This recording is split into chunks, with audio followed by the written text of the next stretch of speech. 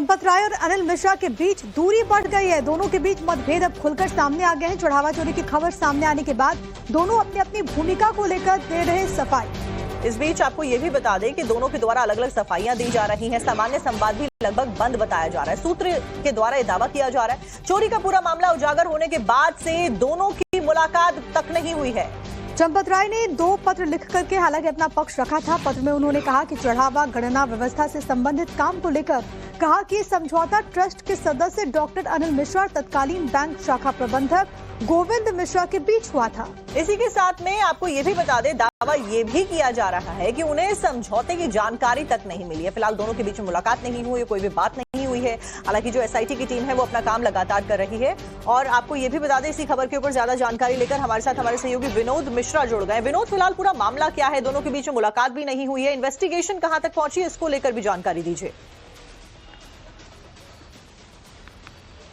देखिए, एसआईटी इस पूरे मामले में जांच कर रही है और जो जानकारी है उसके मुताबिक शायद कल जो एसआईटी की टीम है वो भी अयोध्या जाएगी, क्योंकि इस बार जो एसआईटी की जांच का दायरा है वो बड़ा है। पहली बार एसआईटी ने जो क्राइम था, जो चोरी थी, उस पर फोकस किया था और उस पर रिपोर्ट दी थी, जिसके आधार पर एफआईआर दर्ज हुई थी। इस बार भूमिका को लेकर बात होगी। आपको याद होगा जो प्राइमरी रिपोर्ट एसआईटी ने दी थी उसमें कहीं भी चंपत राय के नाम का जिक्र नहीं है। उसमें अनिल मिश्रा के बारे में जरूर कहा गया है, उनकी जो भूमिका है उसको लिखा है एसआईटी ने अपनी रिपोर्ट में, लेकिन चंपत राय का नाम नहीं है। जो हमारे सोर्सेज हैं वो लगातार दावा कर रहे हैं कि इस बात से अनिल मिश्रा और चंपत राय के बीच जो है तल्खियां ज्यादा बढ़ी। आपको याद होगा जब चंपत राय ने बैठक हुई थी ट्रस्ट की, उस बैठक के एक दिन बाद एक पत्र जारी किया था और अपने सोशल मीडिया पोस्ट पर एक पोस्ट में लिखा था उन्होंने, और पत्र में इस बात का जिक्र किया था कि जो बैंक और ट्रस्ट के बीच एसओपी हुआ था 2025 में,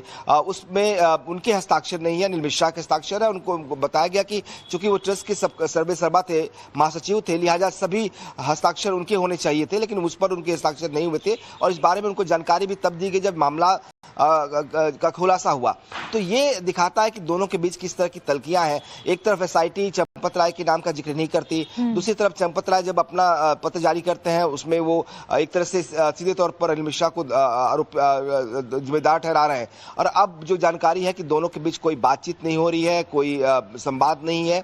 चंपत राय अकेले जो है तीर्थ भवन क्षेत्र ट्रस्ट का जो भवन है वहां पर रह रहे हैं और वहीं पे उन्होंने मौन धारण किया हुआ, जिसका जिक्र भी उन्होंने अपने पत्र में किया था। तो अब एक दूसरे पर आरोप प्रत्यारोप क्या रुख है? क्योंकि चंपत राय ने, जिसका आप जिक्र करते हैं कि उन्होंने भी कहा कि समझौते के बारे में उनको मालूम नहीं था, वो अनिल मिश्रा और बैंक के बीच में हुआ। दूसरी तरफ हमने देखा था कि जब ट्रस्ट की बैठक हुई थी तब भी ये बात कही गई कि चंपत राय की कोई गलती नहीं है, उन्होंने लोगों पर बस भरोसा कर लिया। ट्रस्ट का क्या रुख है अनिल मिश्रा को लेकर? बिल्कुल सही कहा आपने। इससे साफ है कि ट्रस्ट जो है एक तरफ चंपत राय को क्लीन चिट दे रहा है और दूसरी तरफ अनिल मिश्रा पर चुप्पी साधे हुए। मतलब साफ है, इशारों में कह सकते हैं कि जो आरोप है अभी वो सभी आरोप एक तरह से अनिल मिश्रा पर है। अनिल मिश्रा की भूमिका को लेकर सवाल उठाए जा रहे हैं, एसआईटी भी लिख रही है और ट्रस्ट भी इस बात को मान रहा है। इसीलिए आपको याद होगा जब ट्रस्ट की बैठक के बाद जो प्रेस कॉन्फ्रेंस की गई थी गोविंद देवगिरी की तरफ से, उस ट्रस्ट एक बार भी उन्होंने अनिल मिश्रा के नाम को लेकर, उनकी भूमिका को लेकर कोई भी बात नहीं की थी। उन्होंने ये जरूर कहा था, जिसका जिक्र आपने भी किया, कि चंपत राय को कहा कि उन्होंने भरोसा किया, उसकी वजह से उनको नुकसान उठाना पड़ा, लेकिन अनिल मिश्रा के बारे में कोई भी एक भी शब्द नहीं कहा गया। तो इशारा साफ है कि अनिल मिश्रा को कम से कम ट्रस्ट भी मानता है कि वो एक तरह से जिम्मेदार है और उन पर आरोप है, और इसीलिए उनके बारे में कोई भी बयान ट्रस्ट की तरफ से नहीं दिया गया। कोई भी मेंबर, आपने देखिए जो तमाम जो अभी भी लोग हैं, चाहे आनंद देव, गोपाल देव, गोविंद देवगिरी हैं, चाहे बाकी ट्रस्ट के जो कार्यवाहक सीईओ कार्यवाहक बनाए गए हैं कृष्ण मोहन, किसी ने अनिल मिश्रा से कोई बात नहीं की। उनका कोई भी बयान, उनकी कोई भी पक्ष, उनका कुछ भी अभी ना मीडिया में सामने आया और ना ही कोई ऐसी बातें सामने आ रही हैं। तो साफ है कि एक तरह से किनारा कर लिया है ट्रस्ट ने अनिल मिश्रा से। और अब जो पुलिस की जांच होगी, जो मेरे पास खबर है और ये पुख्ता जानकारी है कि जल्द ही जो पुलिस है वो अनिल मिश्रा से पूछताछ भी करने वाली है। कल परसों अगले 1-2 दिन में अनिल मिश्रा से पूछताछ की जाएगी। तो पुलिस की पूछताछ तो लगातार जारी है, एसआईटी भी अपना काम कर रही है। एसआईटी को जो डेट दी गई थी वो मई की आखिरी तारीख थी, उसको 15 दिन आगे बढ़ाया गया और अब वो तारीख भी निकट आ गई है। महज 5 दिन का समय बचा है जब तक एसआईटी को समय दिया गया है। क्या एक बार फिर से जो एसआईटी का समय सीमा है इन्वेस्टिगेशन करने की, उसको आगे बढ़ाया जाएगा? मौजूदा वक्त में किस स्तर पर जो काम है वो चल रहा है एसआईटी के द्वारा? देखिए, एसआईटी की जिम्मेदारी जो इस बार की थी, वो जो इनकी ऑडिट रिपोर्ट है 2025-26 की ट्रस्ट की, उस ऑडिट को री ऑडिट करना था, यानी कि उसे उसकी वैल्यूएशन करनी थी, उसकी जांच करनी थी।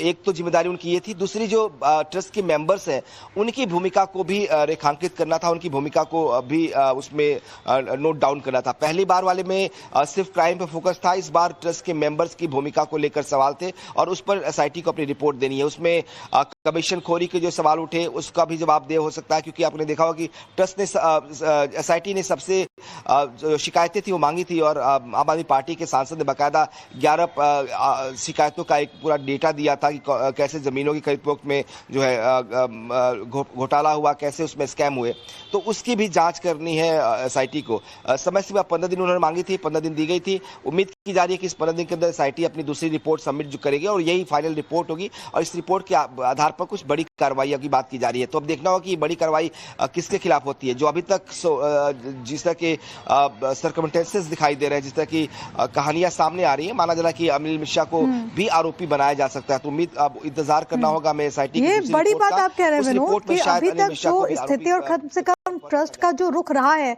उसमें तो यही लग रहा है कि एक जिम्मेदारी तो अनिल मिश्रा की बनती थी, उन्होंने उसका निर्वहन नहीं किया और ये संभव है कि उन्हें भी आरोपी बनाया जा सकता है इस पूरे केस में। बिल्कुल, जिस तरीके की भाषा का इस्तेमाल एसआईटी की प्रारंभिक रिपोर्ट में हुई है और जिस तरीके से पुलिस की जांच आगे बढ़ रही है और तीसरा जो फैक्ट है वो जो ट्रस्ट के बाकी सदस्यों का रुख है, तो माना जा रहा है कि अनिल मिश्रा को आरोपी बनाया जा सकता है। पुलिस उनसे पूछताछ करेगी और पूछताछ के बाद अगर ये साबित होता है कि उनकी भूमिका रही है और उनकी भूमिका लापरवाही की रही है, तो उनके खिलाफ भी मामला दर्ज किया जा सकता है, उनको आरोपी बनाया जा सकता है। तो ये तभी तय होगा जब जो पुलिस की पूछताछ हो जाएगी और एसआईटी की रिपोर्ट आ जाएगी। तो थोड़ा सा इंतजार करना होगा, लेकिन अभी जो हालात इशारा कर रहे हैं वो इशारा इसी तरफ है कि इस पूरे मामले में अनिल मिश्रा को भी हर एक सनातनी की नजर, हर एक देशवासी की नजर फिलहाल इस रिपोर्ट के आने के ऊपर टिकी हुई है। आरोपी कौन है, किसकी वजह से ये सब कुछ हुआ, किसने लोगों की आस्था के साथ में खिलवाड़ किए, देखना महत्वपूर्ण होगा। एसआईटी अपनी दूसरी रिपोर्ट सबमिट जो करेगी और यही फाइनल रिपोर्ट होगी और इस रिपोर्ट के आधार पर कुछ बड़ी कार्रवाई की बात की जा रही है। तो अब देखना होगा कि बड़ी कार्रवाई किसके खिलाफ होती है। जो अभी तक जिस तरह के सर्कमस्टेंसेस दिखाई दे रहे हैं, जिस तरह की कहानियां सामने आ रही है, माना जा रहा है कि अनिल मिश्रा को भी आरोपी बनाया जा सकता है। तो उम्मीद अब इंतजार करना होगा हमें एसआईटी की दूसरी रिपोर्ट का। ये बड़ी बात आप कह रहे हैं कि अभी तक जो स्थिति और कम से कम ट्रस्ट का जो रुख रहा है उसमें तो यही लग रहा है कि एक जिम्मेदारी तो अनिल मिश्रा की बनती थी, उन्होंने उसका निर्वहन नहीं किया और ये संभव है कि उन्हें भी आरोपी बनाया जा सकता है इस पूरे केस में।